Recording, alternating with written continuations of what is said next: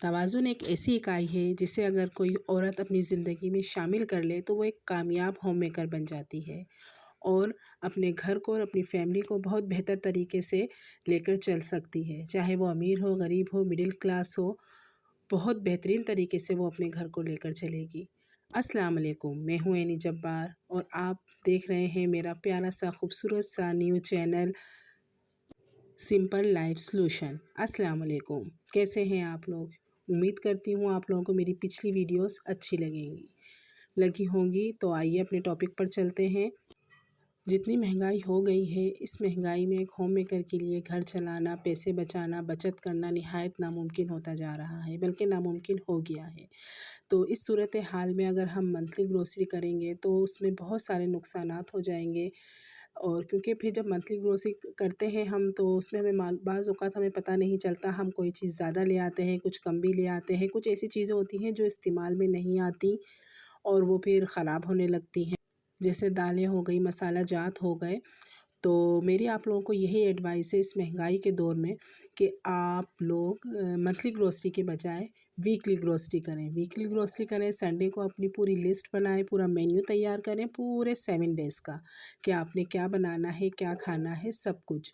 उसके अंदर आपने बीफ है, मटन है, चिकन है, जो भी आपने खाना है, दाल है, सब्जियां हैं, उस तरीके से अपना पूरा मेन्यू रेडी करें और फिर आप उस मेन्यू के हिसाब से शॉपिंग कीजिए। तो उससे आप ये होगा कि आप कोई चीज़ एक्स्ट्रा नहीं लेकर आएंगी, और जब आप एक्स्ट्रा नहीं लेकर आएंगी तो उससे ये होगा कि आपकी जो पैसे हैं उसकी बचत होगी। और 7 डेज़ में कुछ इतना तो बच ही जाएगा आपके ग्रोसरी में कि आप एक दिन तो एक्स्ट्रा गुजारा कर ही सकती हैं।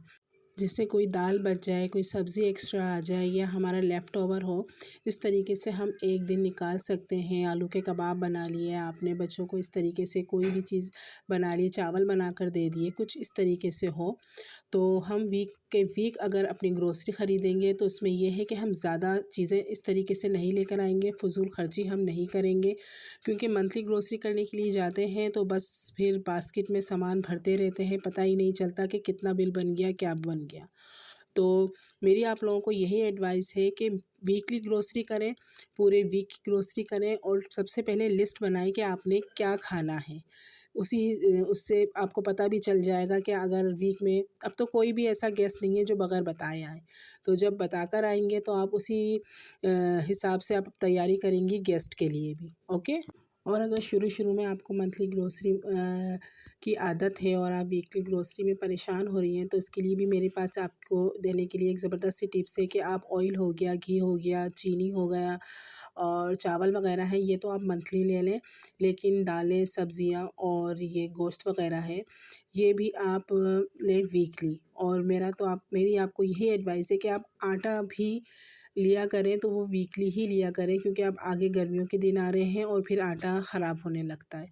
ठीक है। और जनाब, आप यहाँ तक आप आ ही गए हैं मेरी वीडियो देखते देखते तो प्लीज़ मेरे चैनल को सब्सक्राइब कीजिए, वीडियोस को लाइक कीजिए और फ्रेंड्स एंड फैमिली में ज़रूर शेयर कीजिए।